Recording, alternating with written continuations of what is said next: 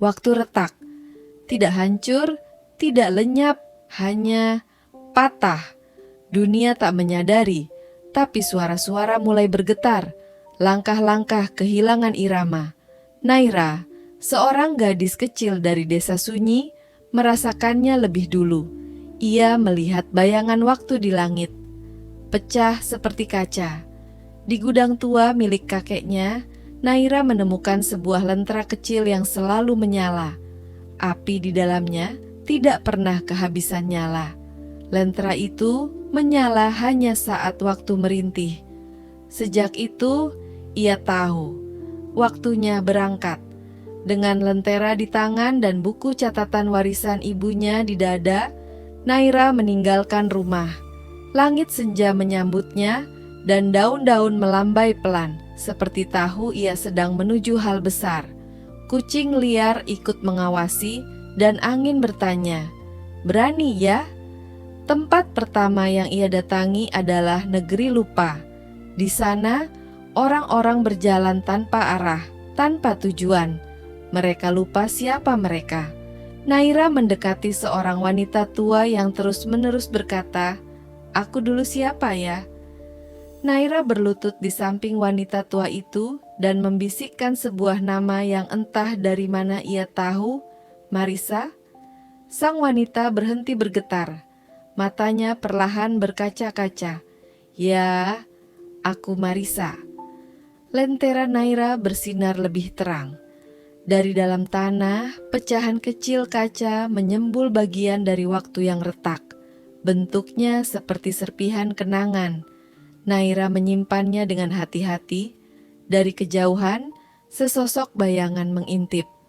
Ia tinggi, melengkung, dan berubah bentuk tiap detik. Bayangan waktu, ia tak menyukai perubahan. Ia menyukai kekacauan. Naira harus menyeberangi jembatan panjang tanpa nama.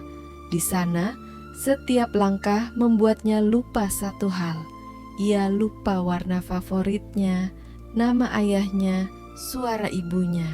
Tapi ia terus berjalan. Saat sampai di ujung jembatan, air matanya jatuh ke lentera. Lentera itu memancarkan cahaya kuat. Dan semua yang ia lupakan kembali seperti hujan ingatan. Di ujung jembatan, pecahan waktu kedua menggantung di udara, seperti embun yang tak mau jatuh. Naira menggapainya dan lentera menyimpannya dalam cahaya. Gerbang negeri kesal bukan dari batu, tapi dari suara-suara yang mengeluh. "Kenapa aku? Kenapa tidak mereka? Aku lelah." Suara-suara ini menampar wajah Naira seperti angin panas. Di tengah kota, orang-orang berebut. Mereka marah karena antrian, berteriak karena hal kecil.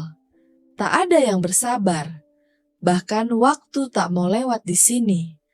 Naira menemukan anak kecil menangis di tengah keramaian, memegang lilin yang padam. "Aku cuma mau nyalain ini buat ibu," katanya. Naira menyalakan lilin itu dengan lentera waktu. Lilin kecil menyebarkan tenang. Orang-orang yang tadinya marah mulai diam. Wajah-wajah yang keras menjadi lembut. Lilin menyalakan lilin lain. Cahaya tumbuh seperti kesabaran yang belajar bertunas. Pecahan waktu ketiga muncul dari langit merah berkilau seperti rubi, tapi ringan seperti udara. Naira menyimpannya di kotak kayu kecil milik ayahnya. Bayangan waktu kini lebih dekat. Ia membentuk sosok manusia, wajahnya terus berubah, kadang sedih, kadang marah, kadang kosong. Ia tak bicara, hanya mengamati. Menuju negeri sunyi, tak ada suara, burung tidak bernyanyi, angin tak bergerak. Di sana, manusia telah melupakan suara hati dan satu sama lain. Di pusat negeri, cermin besar berdiri, tapi bukan untuk melihat wajah. Cermin itu seharusnya memantulkan suara hati. Kini ia mati, buram. Naira menutup mata. Ia tidak bicara. Ia hanya duduk dan mendengarkan diam, dan di sanalah suara pertama muncul. Tawa kecil dari dalam dirinya sendiri. Cermin memantulkan kembali suara-suara yang hilang. Burung-burung bernyanyi. Angin kembali bergerak. Pecahan waktu keempat muncul di permukaan cermin, jernih seperti embun pagi. Langit di negeri marah berwarna merah darah. Petir tanpa suara menyambar terus-menerus. Penduduknya berteriak, memukul tembok, dan membakar segalanya yang tak mereka mengerti. Naira menemukan taman bunga yang dilalap api. Seorang gadis kecil berdiri di tengah api, menangis diam-diam. Ia tak tahu mengapa ia marah, hanya tahu ia tak bisa berhenti. Naira menyalakan lentera dan menggenggam tangan gadis itu. Api berhenti membakar, mulai berubah jadi cahaya hangat. Dari kemarahan, lahir pemahaman dan pelukan. Pecahan waktu keempat muncul dari bunga yang baru mekar. Bentuknya menyerupai tetesan api, tapi terasa seperti air saat disentuh. Bayangan waktu muncul di permukaan danau. Kali ini ia berbicara, "Mengapa kau mencoba? Dunia tak ingin berubah." Tapi Naira hanya diam, menatap pantulan air. Segalanya di negeri cepat melaju tanpa henti. Langit bergerak cepat, jam berdetak 3 kali setiap detik. Manusia berlari, makan sambil menangis, tidur sambil bekerja. Naira duduk di tengah keramaian. Ia menutup mata, menarik napas. Satu demi satu, orang mulai berhenti. Detik kembali berdetak normal. Seorang kakek berkata, "Aku lupa bagaimana rasanya bernapas lambat."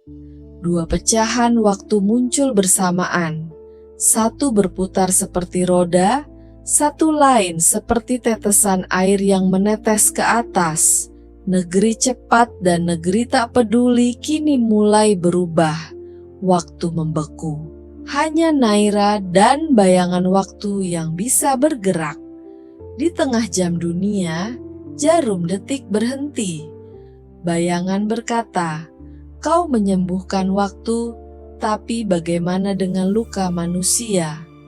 Naira mendekat, membuka kotak kayu, dan menyatukan ke-7 pecahan. Lentera waktu menyala terang, membanjiri ruang dengan cahaya. Bayangan mencair menjadi air mata. Jarum jam mulai berdetak kembali, detik demi detik penuh makna. Di luar, dunia berubah. Manusia kembali mengingat, bersabar, memeluk dan mendengarkan. Naira tersenyum dan berkata pelan, "Waktu bukan musuh, ia hanya cermin." Dan begitulah dunia kembali berdetak, bukan karena waktu diperbaiki, tetapi karena hati-hati yang mulai saling memahami. Naira tidak mengubah dunia dengan sihir, melainkan dengan keberanian untuk mendengarkan yang sunyi, menyentuh yang marah, dan menyalakan cahaya di tengah gelap. Pecahan-pecahan waktu yang ia kumpulkan bukan hanya serpihan kaca, tapi potongan-potongan ingatan, kasih sayang, kesabaran, dan pengampunan. Hal-hal yang selama ini tersembunyi dalam diri manusia. Dunia yang dulu retak, kini berdetak kembali. Tidak lebih cepat, tidak lebih lambat, tapi lebih sadar, lebih dalam, lebih penuh arti. Sebab waktu bukan musuh, ia hanyalah cermin dari cara kita hidup dan mencinta.